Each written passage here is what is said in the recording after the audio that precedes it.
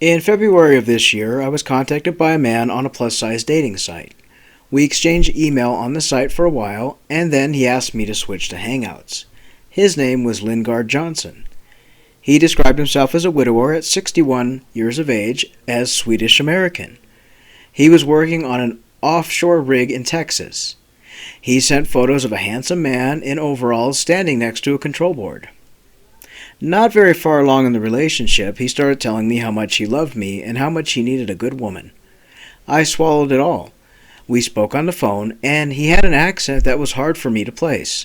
It did not sound Asian or African. He said he was Swedish, and I'd never talked to anyone from there, so I had no idea what they sounded like.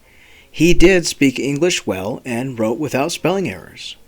After a week or two of this, he asked for iTunes cards so he could do some advanced work for an engineer certification.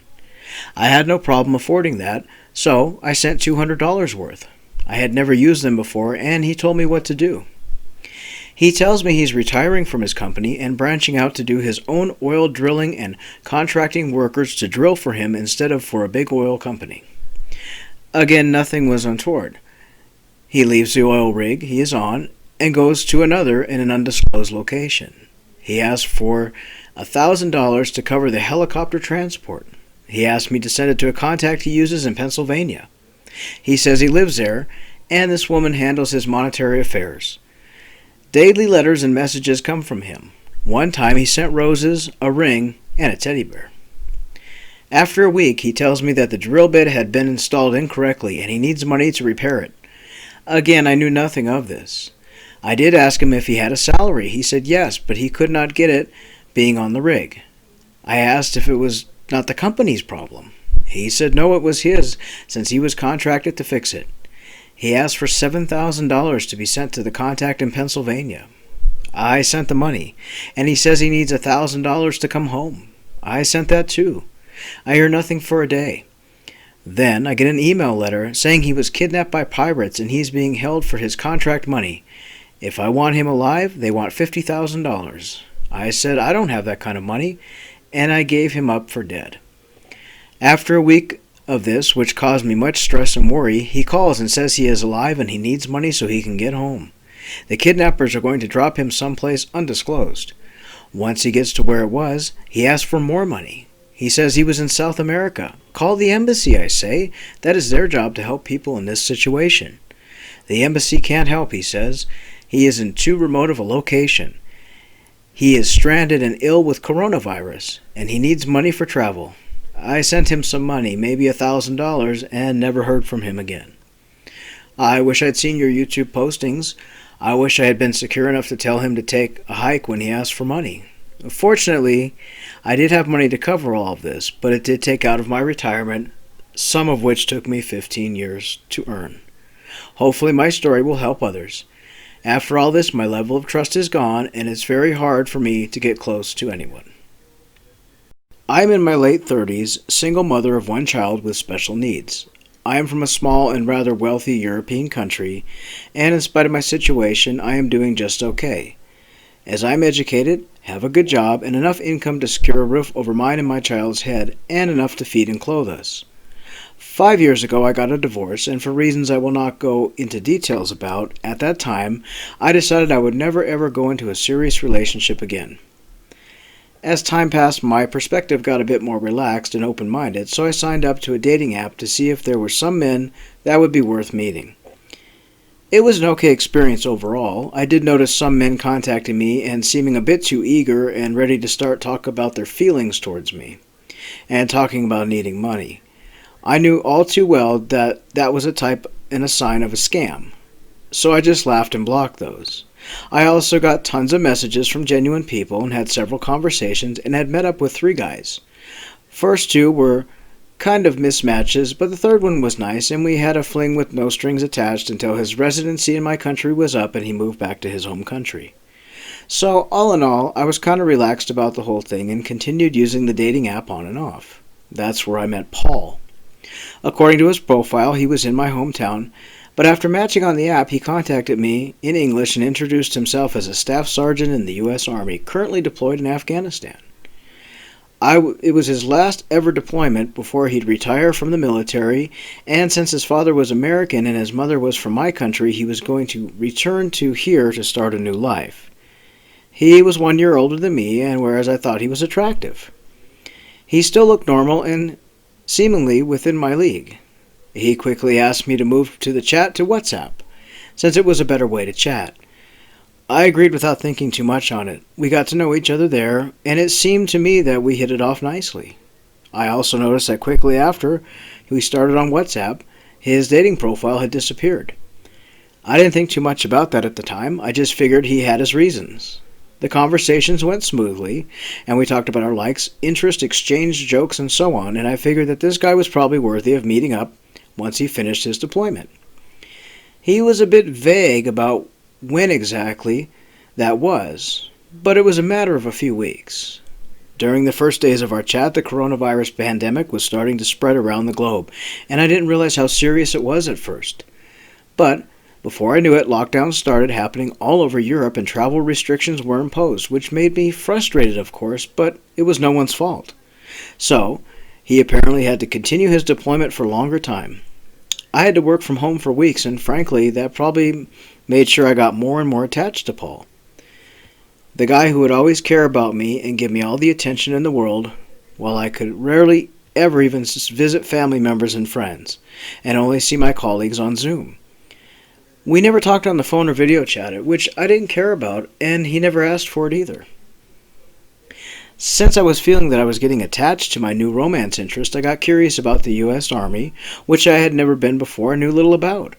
I looked into some news of the Army and found some articles and warnings about military romance scammers. I had never heard that something was so common, so I was a bit surprised. But, given that my experience with scammers so far was that they were quick to express love and ask for money, I figured that my guy couldn't be one of them. First of all, he only expressed excitement to know me better at the point, and he never asked for money. Second of all, some of his vocabulary seemed a bit peculiar to me, so when I looked him up, I found that they were words used in American rather than in the UK and in Europe. We typically study British English rather than American. Third of all, he was clearly a very patriotic American, and took offense if I challenged it, especially when I said that the coronavirus was spreading rapidly in America and the pandemic was being poorly controlled there. He got seemingly mad and offended at that, and said that quite contrary, America is the best at handling everything, and handling the pandemic, and would gain full victory before I knew it. That told me that he couldn't be from another country, because anyone else would simply agree with my statement and see it as a mere observation, which it was. It was also clear to me that he was indeed located somewhere further east than giving the times when he was saying good morning and good night. So he could hardly be in West Africa, which is pretty much on the same time zone as where I am in Europe, unless he had very peculiar waking hours. In spite of everything, I kept it at the back of my head that if this dude ever asked me for money, I'd determine that he was a scammer. The conversation was going, and it was often very fun.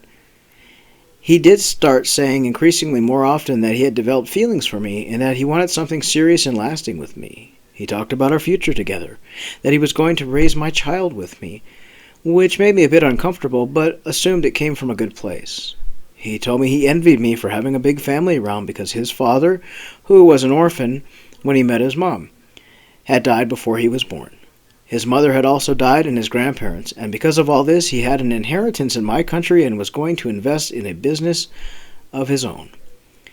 After we had talked for about a month and a half to 2 months, I felt that the conversation always went to the direction that he had to confess his feelings towards me, how he could not wait to meet me and make me his. I told him we would wait to see what happened, and whereas I still believe this came from his heart, I was feeling that sometimes it seemed too important for him to say. We were typically talking about something interesting like pets we had in our life, music, films, etc., but he still dedicated the conversation towards his feelings to me instead of continuing. He also asked me to please delete my dating app since he didn't want any other man to steal me away. I did, since I wasn't checking it a lot anyways. But at this point I decided to do a bit of research on my own. I asked him where he had lived in my country, and he said he had lived in the capital from age 6 to 18 when he joined the U.S. Military Academy. That was a surprisingly long time, especially since he had seemed like such a patriotic American, and he had said he only knew my language a little bit. I pulled some strings and found out nobody with his name and date of birth was a citizen of my country, and nobody had even given a resident permit in this country. At first I assumed that he had just changed his name in America, which I know is very easy to do. But when I confronted him about this and asked him if he had another alias that he used in my country, he said no, of course not. So I asked him if he really wasn't even a citizen of my country, and he said, yes, of course I am, to the best of my knowledge. That was a red flag for me. Who doesn't know which citizenship they have? Plus, if he was a citizen, he could have gotten an exception to travel to Europe as long as he stayed in quarantine. I asked him where he lived in the capital, and all he would say was that it was close to some shopping complex. Again, I thought, who doesn't know where they live until they were 18? He also didn't remember the name of the school he went to, so I mentioned two possibilities to test him. He, of course, said he had been in one of those, too. And that happened to be a school that was the only a primary school. He, of course, had not realized that, so when I explained that to him, he then changed his narrative and said he had quit after primary school and apparently done nothing from age 12 to 18. The whole thing was obviously bollocks to me.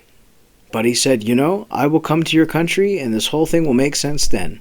I should have probably blocked him at that point, but I had feelings invested and thought that the odds that he was real were high, although he had clearly not told me the truth about everything. I thought he was probably an American citizen wanting to move to Europe and lied to sound more genuine to begin with.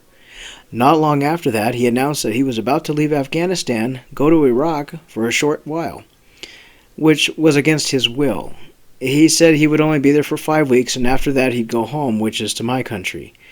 I was a bit skeptical that he was really coming to my country, since easing the travel restrictions did not seem to be in sight, plus everything I had found out.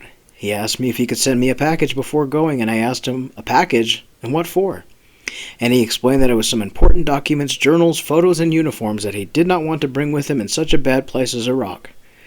I told him I thought about it, and I wanted to help him out, but I had doubts about him actually going to Europe instead of the USA, first after his retirement. Plus, I already knew he hadn't been truthful to me about everything, so I thought it was probably safer not to give him my home address, so I told him I could not receive the package. His demeanor changed a bit after that, and he expressed his disappointment. I felt bad, but thought it was over and done now. He was supposedly already in Iraq anyways. We had a few days of very little communication, but after that everything went back to normal, so to speak. He was again talking about how he could not wait to be in my arms and yada yada.